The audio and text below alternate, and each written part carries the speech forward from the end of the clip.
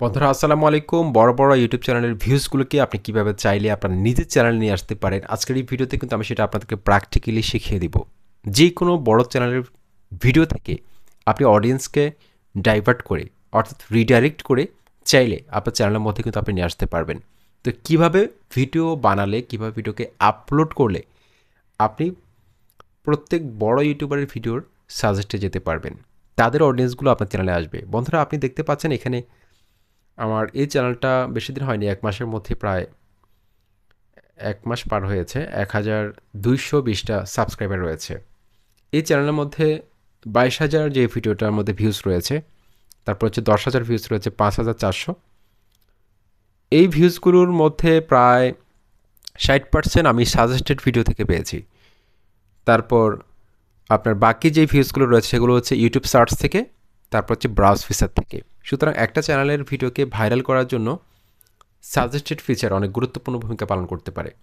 পাশাপাশি শুধুমাত্র search search result থেকে কিন্তু একটা চ্যানেল ভাইরাল হতে পারে।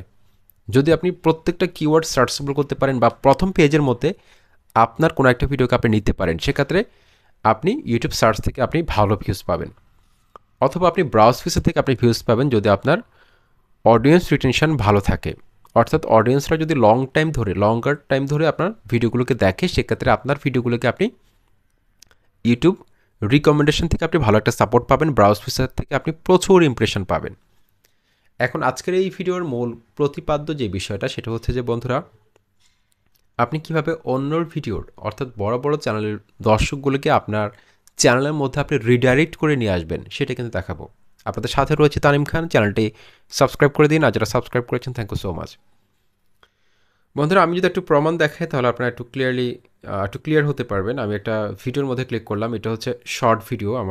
শর্ট ভিডিও নিয়ে একটা ভিডিও বানিয়েছিলাম ভাইরাল করা নিয়ে।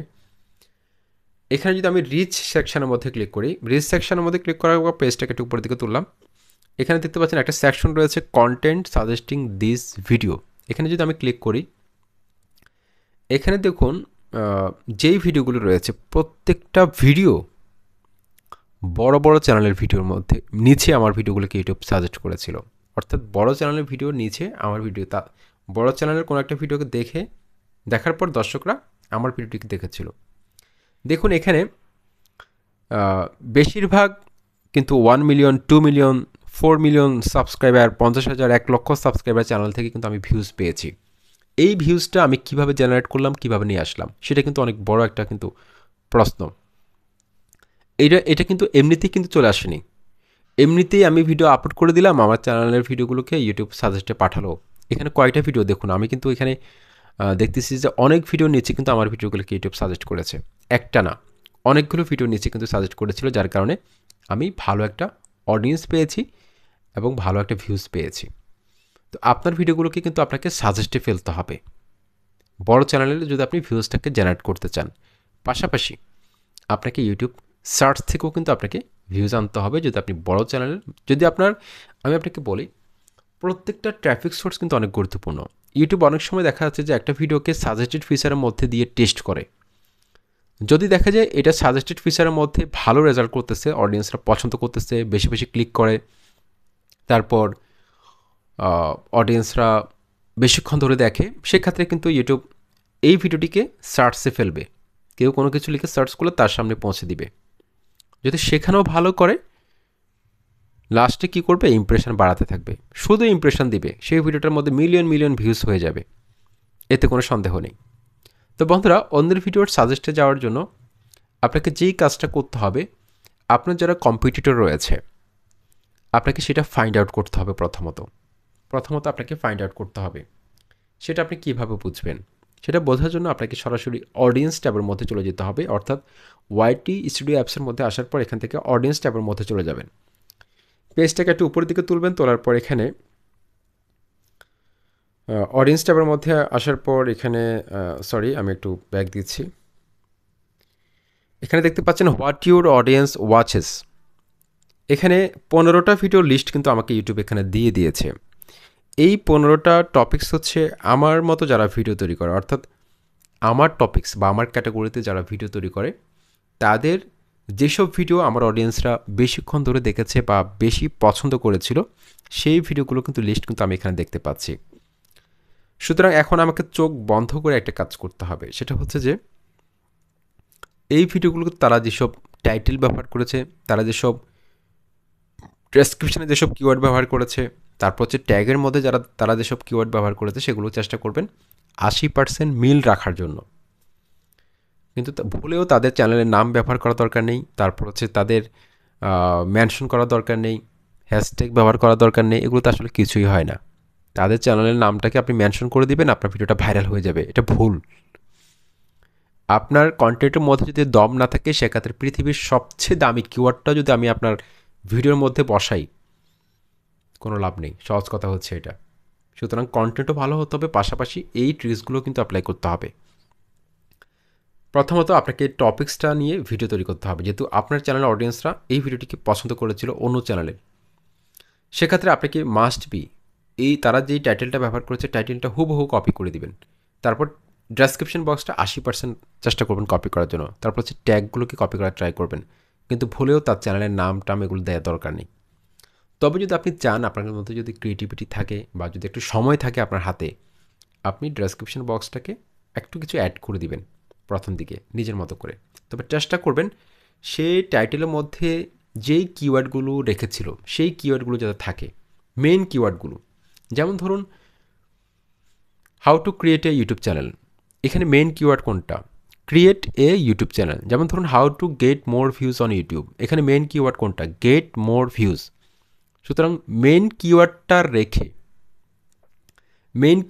রেখে বাকিগুলো আমার নিজের মতো করে আমি বানিয়ে নিব একটা টাইটেল, একটা ডেসক্রিপশন বক্স সুন্দরভাবে। কিন্তু মেইন কিওয়ার্ডগুলো রাখবেন, কারণ এই কিওয়ার্ডগুলো রিসেন্টলি ইউটিউব র্যাঙ্ক করাচ্ছে। সুতরাং কারো সাজেস্টে যেতে হলে, কারো ভিডিও নিচে যদি আপনি যেতে চান, সেক্ষেত্রে অবশ্যই তার টাইটেলের সাথে যাতে মিল থাকে। সেক্ষেত্রে কিন্তু ইউটিউব মনে করবে যে এই ভিডিওটা মনে হয় এই রিলেটেড, এই ভিডিওর নিচে দেওয়ার দরকার, সেক্ষেত্রে কিন্তু সাজেস্টে ফেলবে।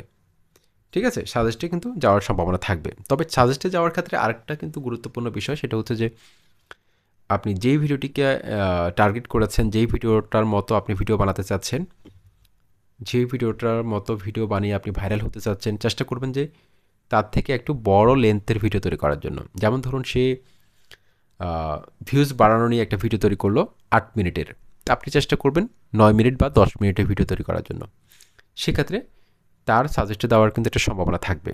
আর আরেকটা ট্রিক্স আমি আপনাদেরকে বলি, কোনো বড় ইউটিউবার যদি একটা ভিডিও ছাড়ার 30 মিনিটের মধ্যে যদি আপনি সেম টপিক্সে একটা ভিডিও বানাতে পারেন, সেক্ষেত্রে কিন্তু আপনি খুব সহজে তার সাজেস্টে যেতে পারেন।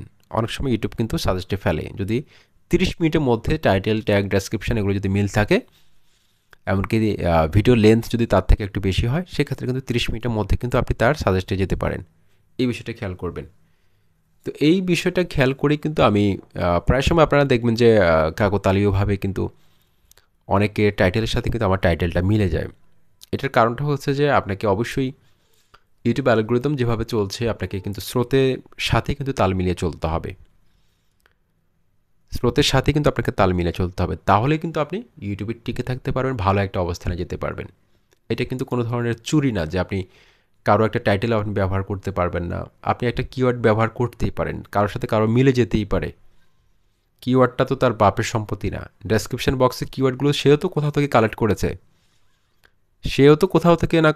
কালেক্ট করেছে, তাই না?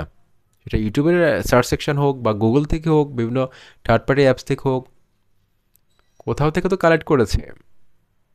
একটা ভিডিওকে র্যাঙ্ক করার জন্য অবশ্যই আপনি এটা করতে পারেন, কোনো সমস্যা নেই। তবে আপনাদেরকে আমি সাজেস্ট করব, হুবহু একটা ভিডিওকে রিপ্রেজেন্ট না করে, একটা বড় ইউটিউবার একটা ভিডিও তৈরি করেছে, সে যেভাবে ভিডিওর মধ্যে উপস্থাপনা করেছে একটা বিষয়কে, আপনি সেভাবে উপস্থাপনা না করে আপনি নিজস্ব কিছু ক্রিয়েটিভিটি অ্যাড করে আপনি একটু ভিন্নভাবে নতুনত্ব কিছু যোগ করে একটা ভিডিওকে তৈরি করবেন। এতে করে কিন্তু অডিয়েন্সরা নতুন কিছু পাবে, একটা ডিফারেন্ট টেস্ট পাবে। এতে করে কিন্তু আপনার অডিয়েন্সদের কাছে কিন্তু আপনার একটা ভিন্নতা তৈরি হবে, ভালো একটা অবস্থানে কিন্তু আপনি চ্যানেলটাকে নিয়ে যেতে পারবেন। তো সাজেস্টে যেতে হলে, অন্যের ভিডিও সাজেস্টে যেতে হলে অবশ্যই আপনাকে এই কাজটা করতে হবে। পাশাপাশি আরেকটা কাজ করতে হবে, আমি দেখাচ্ছি এখন সেটা।